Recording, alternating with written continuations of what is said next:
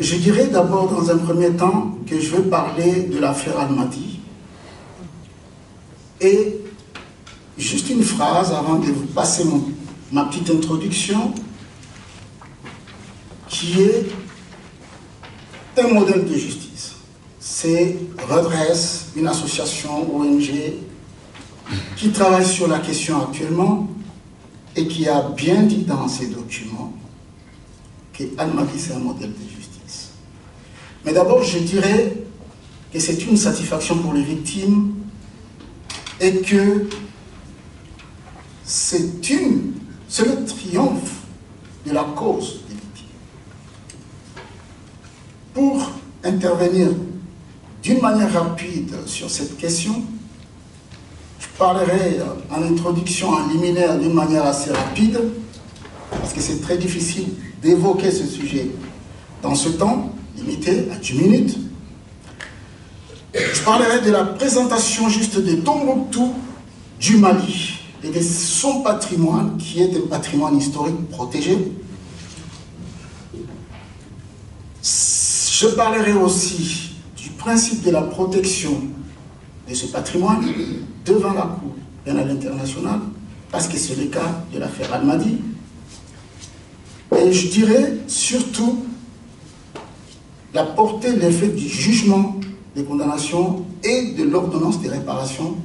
Et c'est beaucoup plus difficile à résumer dans 10 minutes, mais j'essaierai de survoler la question et je resterai à votre disposition pour quelques questions que vous pouvez avoir. Je commencerai d'abord par citer un auteur malien, Sani Cherfi, que j'ai lu avec passion, qui explique qu'en 1593, Tombouctou était prise d'assaut par une action étrangère, des troupes étrangères, et qu'un certain monsieur, professeur Alpha, a voulu intervenir, a voulu résister. Et que dans cette résistance, je résume assez ce procès qui a été rapide, les troupes l'ont déporté jusque devant le sultan qui lui a posé la question de savoir pour quelle raison il résistait à l'assaut de ses troupes pour la prise de Tombouctou. Ce résistant a répondu qu'il ne voyait pas la personne qui lui parlait parce que le sultan parlait à travers le rideau et qu'il ne peut pas parler. Il a répondu par son silence. Et quand une personne dans l'entourage a signé, a parlé, a évoqué cette pertinence en disant qu'il devait respecter les sultans, et lui il avait répondu qu'il ne pouvait pas parler à quelqu'un qui s'était caché, sauf si c'est un dieu, alors que le sultan n'était pas un dieu. Et cette pertinence a permis aux savants qui assistaient à ce genre de procès de lui demander comment pouvait-il avoir cette audace, habillé en noir, tout en noir, et lui-même noir, de sa peau. Et lui a voulu expliquer que dans du noir, il n'y a pas que du charbon, et dans du blanc, il n'y a pas que du lait. Tout ça pour dire que Tombouctou, c'est une ville fondée sur les esprits, fondée sur des mythes, et que ces mythes remontent à de très loin. La ville de Tombouctou est classée monument historique, tout comme la ville de Djenné qui est à côté de Tombouctou. La ville de Tombouctou non seulement classée monument historique, ces monuments, ces mausolées font partie du patrimoine protégé. Et pour aller très vite sur cette question, c'est ce patrimoine qui a été attaqué en 2012 et que cette destruction, pour aller plus vite, a été ramenée devant la cour pour être jugée et sanctionnée. Je vais d'abord présenter les thèses qui étaient en présence lors de ce procès Vous savez, devant la Cour pénale internationale, les parties viennent avec leur avocat qui est le représentant légal des victimes. Mes confrères l'ont bien démontré.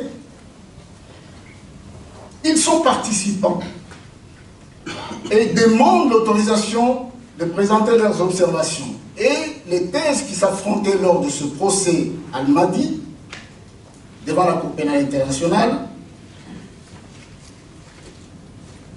étaient d'un côté la défense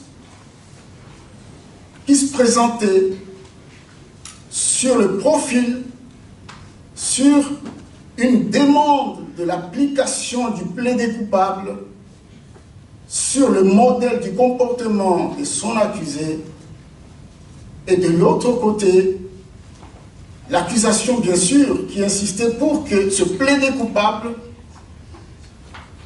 obéisse à un certain niveau de peine respectable, dissuasive. Face à ce bloc de la défense et de l'accusation se trouvait en face le représentant légal des victimes, avec sa thèse, bien sûr, de l'exemplarité de cette peine, parce qu'il s'agit de destruction de monuments historiques.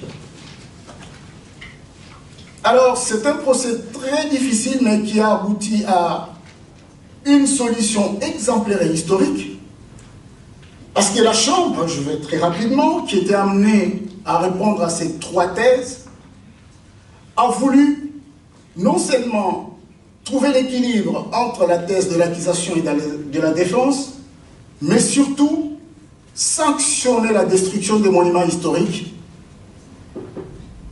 en faire une sanction exemplaire, et surtout pour l'histoire, parce que c'est la première fois que ça se présentait devant la Cour pénale internationale. J'avoue qu'il est très difficile de survoler la procédure. J'avoue qu'il est très difficile de résumer les débats, mais une chose est certaine, c'est que la thèse de l'accusation a été entendue, la thèse de représentant légal des victimes a été entendue,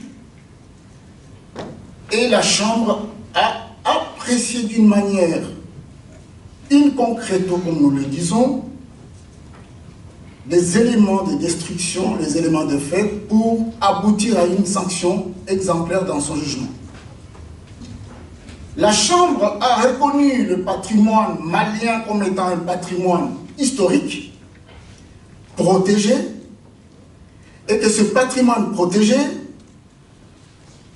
était détruit, et que cette destruction était acceptée par l'accusé dans un accord de culpabilité, et que cet accord de culpabilité ne souffrait pas d'irrégularité, et que cet accord était applicable, mais que pour le besoin de l'exemplarité de la sanction et de la protection du patrimoine attaqué, il était important de prononcer une peine qui répondait à la hauteur des attentes des victimes, qui était une réponse aussi à la demande des victimes. C'est pourquoi la Chambre a reconnu la culpabilité de M. Al-Mahdi. La Chambre a reconnu que l'acte de destruction ainsi accompli contre le patrimoine mondial culturel malien était une offense à une partie de la communauté, et c'était une insulte à cette partie de la communauté, et que ce fait est d'une gravité exceptionnelle qui correspondait au crime le plus grave en vertu de l'article 8 du statut de Rome. La Chambre n'a pas méconnu les autres règles et principes de protection du patrimoine, mais a surtout privilégié l'application de l'article 8 du statut de Rome pour répondre aux besoins des thèses en présence. Ce jugement a une importance capitale, tout simplement parce qu'il permettait à ce que l'ordonnance de réparation s'appuie sur ce jugement pour qu'il y ait des réparations au bon nombre de victimes de la procédure. Au départ, on n'en avait pas beaucoup. Nous avons évolué avec quelques victimes vers un grand nombre de victimes. Mais le plus important, c'est la portée de cette décision, qui est bien sûr l'ordonnance de réparation. Je vais très vite parce que l'affaire Almadi, ce n'est pas qu'une décision, c'est plusieurs décisions. Le jugement, bien sûr, des condamnations, mais aussi l'ordonnance de réparation. Mais dans l'ordonnance de réparation, ce qui est plus important, c'est le fait de voir que la destruction du bâtiment, des bâtiments protégés et du patrimoine historique était un objet protégé, sanctionné et donnant lieu à des réparations. La Chambre a reconnu qu'il y a un préjudice moral collectif, un préjudice moral individuel pour les victimes de Tombouctou, un préjudice moral collectif pour la communauté, pour la ville de Tombouctou.